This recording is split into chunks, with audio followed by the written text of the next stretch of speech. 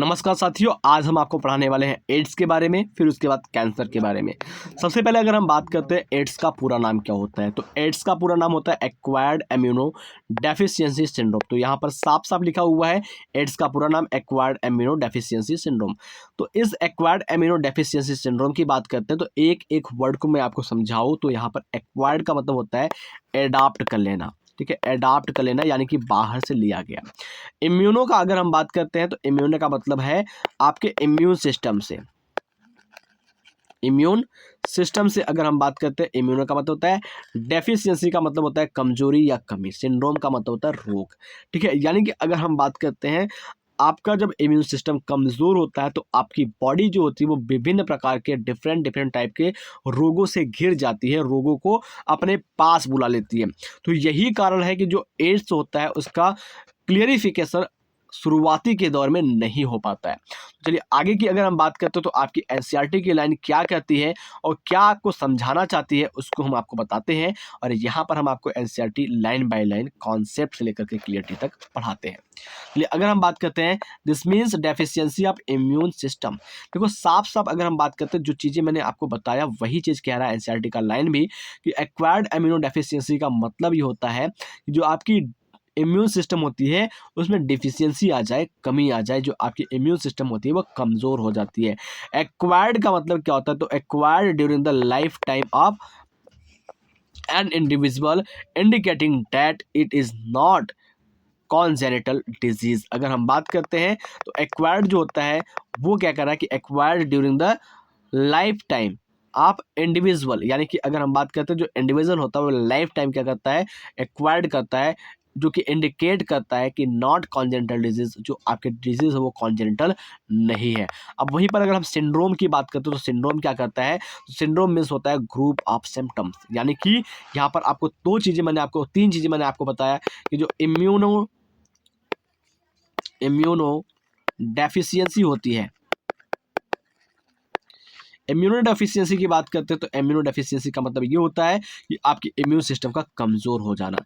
Syndrome की बात करते हैं तो सिंड्रोम का मतलब क्या होता है, ग्रुप ऑफ डिजीज सिम्टम, या अगर हम बात करते हैं सिंड्रोम का मतलब पूरा पूरा क्या होता है, रोगों का समूह के लक्षण होते हैं।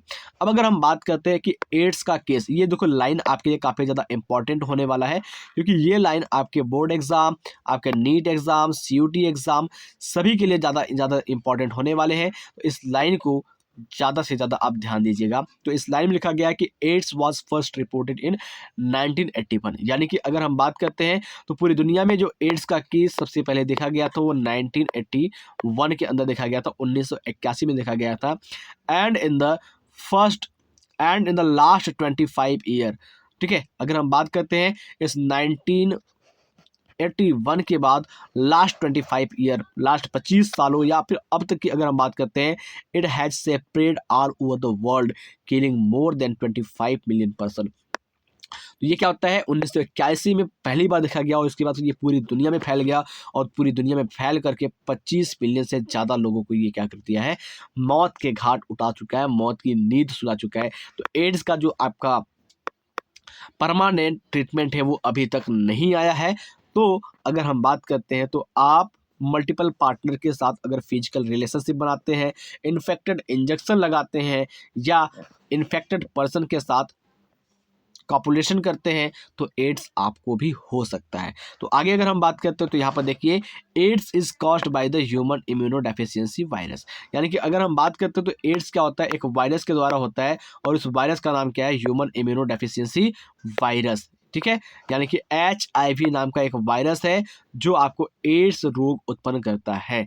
तो आगे चलते हैं, a group of virus called retrovirus, यानी कि अगर हम बात करते हैं जो आपका HIV है वो रेट्रोवायरस फैमिली का एक बहुत ही बड़ा, बहुत ही घातक मेंबर है। ठीक है, which have an envelope enclose of RNA genome. अगर हम बात करते हैं तो जो HIV होता है उसके पास एक इन्वेलप होता है जो कि RNA जीनोम का होता है, और वही RNA जीनोम जो होता है वो हमारा इम्यून सिस्टम पहचान नहीं पाता है, जिस वजह से ये आसानी से हमारे बॉडी में घुसता है और हमें एड्स रोग उत्पन्न करवा देता है। तो आई होप आप इस चीज़ को अच्छे तरीके से समझ पा रहे होंगे। नीचे फिगर 7.6 में हम आपको HIV की लाइफ साइकिल बताएंगे कि कैसे आपकी HIV आपके बॉडी में प्रवेश करती है और आपके इम्यून सिस्टम को उखाड़ करके फेंक देती है और अपना साम्राज्य बसा लेती है, उसके बारे में बात करते हैं।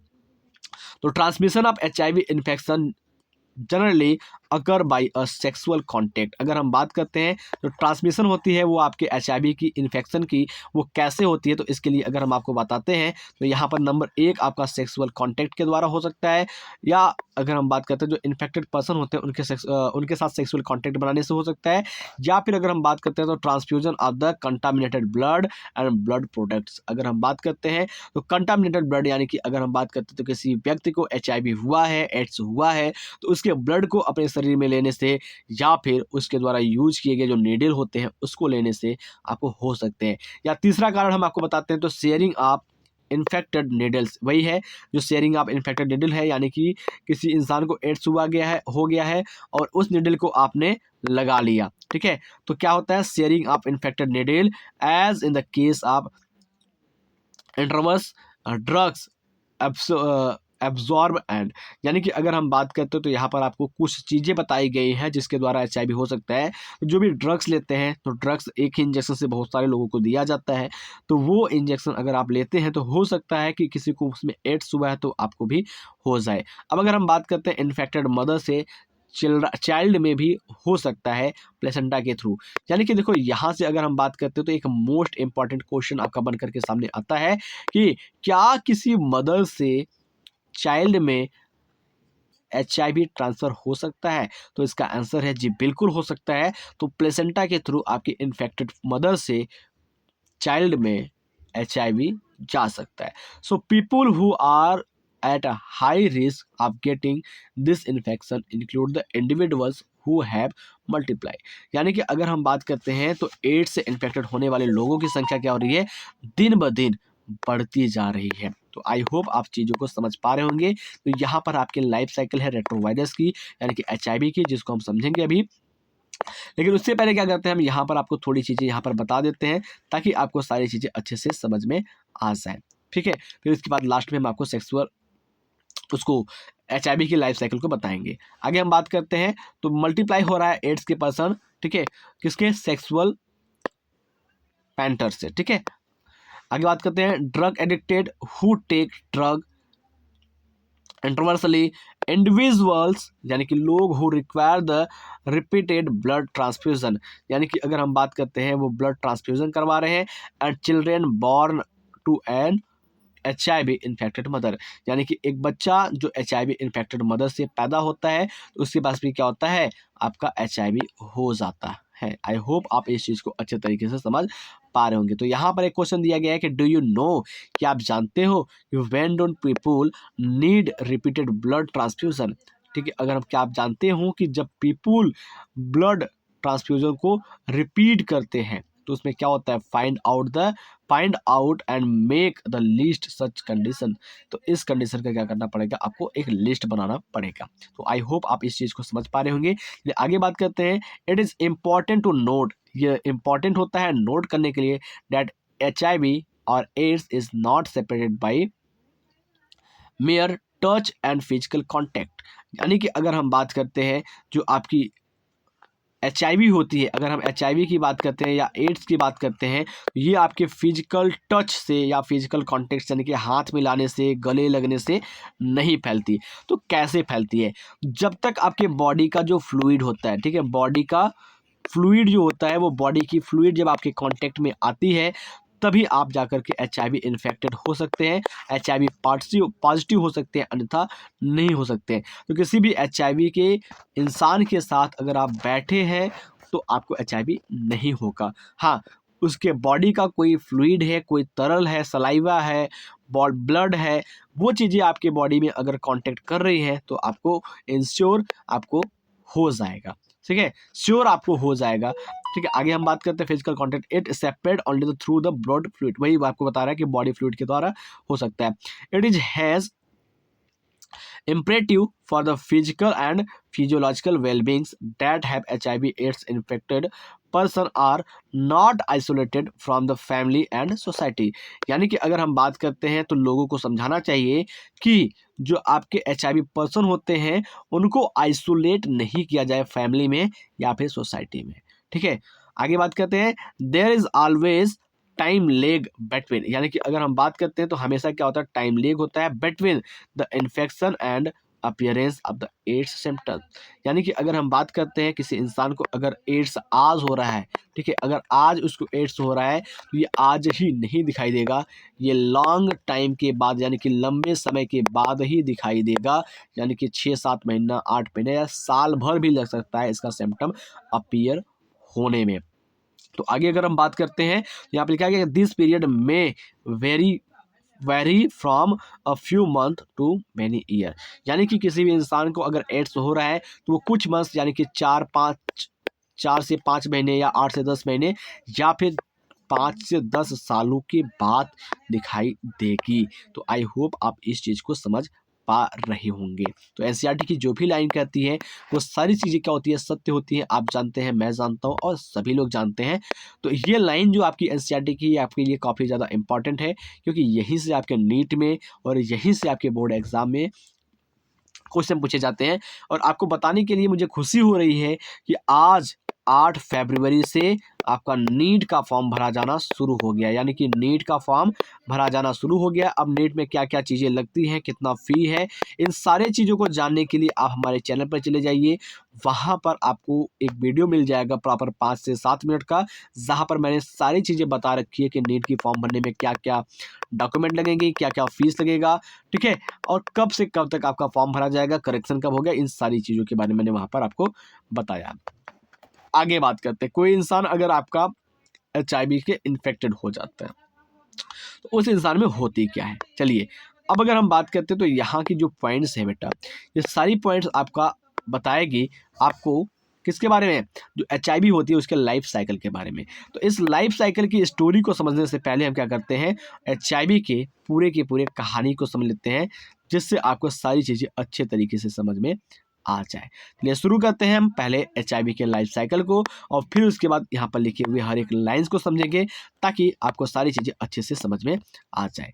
शुरू करते हैं। यहाँ पर देखिए अगर हम बात करते हैं तो ये क्या आपका रेट्रोवायरस यानी कि एचआईवी है, ठीक है, जस्ट एक सेकंड। ये आपका क्या है, रेट्रोवायरस यानी कि एचआईवी है, जिसके पास क्या होता है, वायरल आरएनए कोर होता है। अब अगर हम बात करते हैं तो ये क्या करता है, ये इन्फेक्ट करता है किसके लिए, देखो यहाँ पर अगर हम बात करते हैं तो ये आपकी क्या होगी, एक इंसान की सेल होगी, जस्ट एक सेकंड मुझे दीजिए। ये क्या होगी, एक इंसान की सेल होगी। अब इसमें क्या होता है, ये प्रवेश करेगा, कैसे प्रवेश करेगा, कहाँ कहाँ काम करेगा, उसकी बात करते हैं। तो चलिए देखते हैं यहाँ पर। ये आपकी क्या करती है, एचआईवी सेल, ठीक है, एनिमल सेल में क्या करती है, प्रवेश करती है। कैसे प्रवेश करती है, पूरी की पूरी सेल नहीं जाती है, ये वायरल आरएनए जो होता है वो इंट्रोड्यूस करता है सेल में, यानी कि जो वायरस होता है वो अपने आरएनए को इंट्रोड्यूस करता है सेल में, और इसके आरएनए के पास कैपेबिलिटी होती है, क्षमता होती है रिवर्स ट्रांसक्रिप्शन करने की।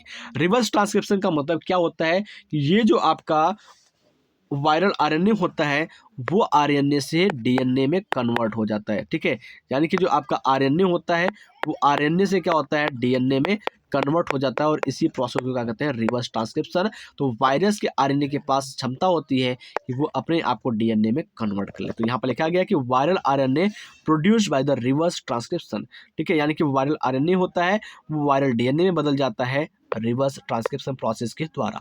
उसके बाद क्या कहते हैं, ये डीएनए हो गया।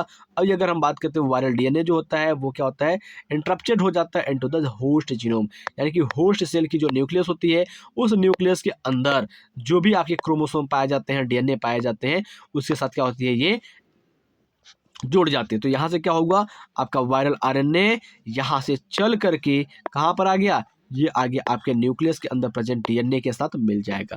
जब ये न्यूक्लियस में प्रेजेंट डीएनए के साथ मिल जाएगा तो ये क्या करेगा, आपके न्यू वायरल आरएनए को बनाना शुरू कर देगा। वापस से क्या करेगा, एचआईवी के वायरस को, एचआईवी का जो वायरस है वो आपका एचआईवी आरएनए यानी कि वायरल आरएनए बनाना शुरू कर देगा, और उसके बाद क्या करेगा, आपके ही बॉडी के सेल के साथ मिलकर के, आपके ही बॉडी के प्रोडक्ट के साथ मिलकर के क्या करेगा, नंबर ऑफ कॉपीज रिलीज करना शुरू कर देगा, यानी कि न्यू वायरस बनाना शुरू कर देगा। और फिर उसके बाद जब आपकी बॉडी इन्फेक्टेड हो जाएगी तो ये आपके सेल को तोड़ करके, अब जब आपके ये सेल को तोड़ेगा क्या करेगा, यहाँ जो आपकी ह्यूमन सेल है इसकी कवरिंग को क्या करेगा, अपने ऊपर लपेटते हुए बाहर आएगा, और फिर जाकर के जब दूसरी सेल पर बैठता है तो क्योंकि ये इस एचआईवी के ऊपर एक एनिमल सेल का ही कवरिंग है, इस वजह से दूसरा जो एनिमल सेल होता है वो पहचान नहीं पाता है। तो आई होप आप समझ चुके होंगे आपके वायरस के लाइफ साइकिल को। तो कैसे काम करता है इसको एक बार मैं आपको फिर से बता देता हूँ यहाँ पर लिख करके, ताकि आपकी सारी डाउट क्या हो जाए, क्लियर हो जाए। चलिए देखते हैं यहाँ पर। देखिए सबसे पहले क्या होता है आपका, क्या होता है, सबसे पहले मैं पेंसिल की साइज को बड़ा कर लेता हूँ। चलिए HIV वायरस, ठीक है, HIV वायरस हो गई। HIV वायरस के पास क्या होती है, RNA पाई जाती है, और इस RNA के पास क्या होती है, जस्ट एक सेकंड मुझे देखिए, RNA होती है, और इस RNA के पास होती है क्षमता, ठीक है, जो वायरल RNA होती है, वायरल RNA, इस वायरल RNA के पास क्या होती है, एबिलिटी होती है DNA में कन्वर्ट होने की, DNA में कन्वर्ट होने की एबिलिटी होती है। अब अगर DNA में ये कन्वर्ट हो जाएगा तो क्या करेगा, ये ह्यूमन के DNA के साथ जाकर के मिल जाएगा। जब ह्यूमन के DNA के साथ मिलेगा तो क्या करेगा, ये वापस से वायरल, ठीक है, वायरल RNA बनाना शुरू कर देगा। जब ये वायरल RNA बनाएगा तो क्या करेगा, आपकी बॉडी को इन्फेक्टेड करेगा, आपकी बॉडी को बीमार करेगा, और बीमार करने के बाद क्या होगा, ये वापस से आपके शरीर को छोड़ देगा। तो आई होप आप इस चीज़ को समझ पा रहे होंगे बखूबी। अब चलते हैं, समझते हैं कि जो आपकी HIV की लाइफ साइकिल है वो कैसे काम करती है, उसको थियरी के रूप में आप कैसे लिखेंगे उसकी बात करते हैं। तो यहाँ पर देखिए लिखा है after getting into the body of person, यानी कि अगर हम बात करते हैं जो HIV सेल होता है वो किसी पर्सन की बॉडी में जब जाता है तो virus enter into the macrophage where RNA genome of the virus replicate to form the viral DNA। यानी कि अगर हम बात करते हैं जो वायरस होता है वो एंटर करता है माइक्रोफेज में, और जहाँ पर जो वायरल जीनोम होता है वो कन्वर्ट हो जाता है वायरल DNA के रूप में with the help of enzyme reverse transcriptase. Reverse transcriptase enzyme की उपस्थिति में क्या होता है, ये कन्वर्ट हो जाता है। This viral DNA gets encrypted into the host cell DNA। ये वायरल DNA जो होता है वो एनक्रप्टेड हो जाता है, जुड़ जाता है होल सेल का, होस्ट सेल का जो DNA होता है वहाँ पर, and direct the infection, direct the infected cell to produce the virus particle. यानी कि अब अगर बात करते हैं जो इन्फेक्टेड सेल होता है वो वायरस पार्टिकल को बाहर निकालना शुरू कर देता है। The macrophage continue to produce the virus, जो माक्रोफेज होता है वो लगातार वायरस निकालता है, and this way act like HIV factory. और ये जो आपका माइक्रोफेज होता है वो काम करने लगता है HIV फैक्ट्री की तरह, साइमल्टेनियसली लगातार HIV एंटर करती है इनटू हेल्पर T लिम्फोसाइट। यानी कि T हेल्पर सेल में क्या करती है, ये इंट्रोड्यूस कर जाती है, पहुंच जाती है, और वहाँ पर क्या करती है, रेप्लिकेट करती है और प्रोड्यूस करती है वायरस की प्रोजेनी को, अपनी संख्या को बढ़ाती है। The progeny virus released in the blood attack other T helper lymphocyte. यानी कि प्रोजेनी वायरस जो होती है वो अटैक करती है दूसरे T हेल्पर साइट को, और this repeated leading to progressive decrease the number of helper T lymphocyte. और ये लगातार प्रोसेस होती रहती है, अटैक होता रहता है वायरस के द्वारा, जिसके द्वारा T लिम्फोसाइट जो होती है वो डिक्रीज हो जाती है, इसकी नंबर इन बॉडी, शरीर में ऑफ द इन्फेक्टेड पर्सन, एक संक्रमित इंसान के अंदर। ड्यूरिंग दिस पीरियड, इस पीरियड में the person suffering from the bots of fever. और इस समय क्या होता है, जो इंसान होता है वो बुखार के साथ ग्रसित हो जाता है, बुखार उसको हो जाता है, फीवर हो जाता है।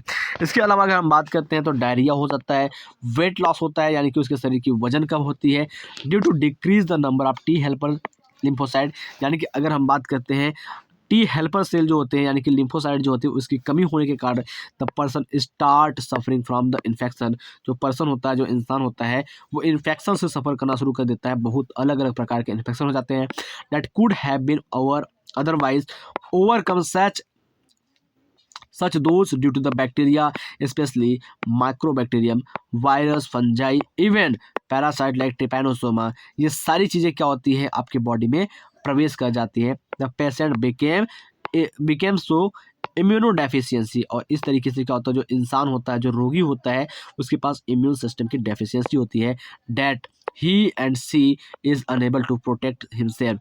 वह, ठीक है, अपने शरीर को प्रोटेक्ट करने में क्या होती है, अनेबल हो जाती है अगेंस्ट द इन्फेक्शन, अलग अलग प्रकार के संक्रमण से। A widely use diagnostic test for AIDS is the enzyme linked immuno absorbent assay, जिसको हम कहते हैं एलाइजा। यानी कि अगर हम बात करते हैं तो एड्स रोग हुआ है कि नहीं हुआ है, इसको पता करने के लिए क्या किया जाता है, एक टेस्ट किया जाता है। उस टेस्ट का नाम है एलाइजा। एलाइजा का पूरा नाम है enzyme linked immuno absorbent assay. ठीक है। Transmit of AIDS with anti retroviral drug is only partially effective. यानी कि अगर हम बात करते हैं जो एड्स रोग होता है उसको ठीक करने के लिए एंटी रेट्रोवायरल ड्रग का यूज किया जाता है, लेकिन ये भी ड्रग क्या होता है, काफ़ी ज़्यादा इफेक्टिव नहीं होता है। They can only prolong the life of patient but can not prevent death. यानी कि अगर हम बात करते हैं जो आपका एंटी वायरल ड्रग होता है वो इंसान की लाइफ को बढ़ा सकता है, लेकिन मृत्यु होने से रोक नहीं सकता है। तो एड्स का एक प्रॉपर उपचार नहीं होता है, लेकिन एड्स से बचा जा सकता है। तो एड्स से बचने के लिए यहाँ पर बहुत सारी चीज़ें मैं आपको बता देता हूँ। तो यहाँ पर क्या गया कि as AIDS has no cure, AIDS के पास क्या होता है, उपचार नहीं होता है।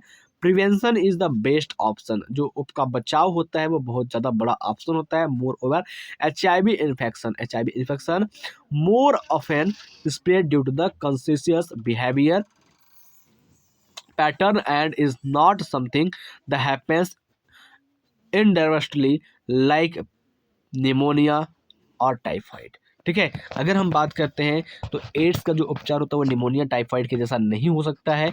इससे हम बचाव कर सकते हैं। Of course infection in blood transmission पैनेट। ठीक है। अगर हम बात करते हैं किसी इंसान का ब्लड लेते समय क्या कर सकते हैं, उसको हम चेक कर सकते हैं कि उसको क्या हुआ है। ब्लड चेक करने के बाद ही क्या लें। न्यूली बार्न जो बच्चे होते हैं यानी कि उसमें क्या होता है, मदर से आ जाती हैं, may take place due to the poor monitoring. ठीक है। उसकी देख रेख अच्छे से करनी चाहिए, ख़राब तरीके से देख रेख नहीं करना चाहिए। The only excuse may be ignorance and it has been rightly said, don't die the ignorance। यानी कि जो इग्नोरेंस होती है उसको मतलब किसी भी चीज़ को आप इग्नोर मत कीजिए। अब अगर हम बात करते हैं एकदम सिंपल तरीके से जो आपको एग्जाम में लिखना है, तो आप लिख सकते हैं कि मल्टीपल पार्टनर के साथ सेक्स नहीं करना है। ठीक है। इन्फेक्टेड पर्सन के साथ ब्लड ट्रांसफ्यूज़न नीडल ट्रांसफ्यूज़न नहीं करना है। तो आई होप आप इस चीज़ को अच्छे तरीके से समझ पा रहे होंगे। तो अगले क्लास में आपको कैंसर बताएंगे और साथ ही साथ प्रिवेंशन ऑफ एड्स बताएंगे। थोड़ा सा दिक्कत है, इसलिए मैं आज की क्लास को यहीं पर समाप्त करता हूँ। तो जो भी चीज़ें मैंने अगर आपको बताई है और वो समझ में आया है तो प्लीज़ क्लास को लाइक करिएगा, अपने दोस्तों के साथ शेयर ज़रूर करिएगा।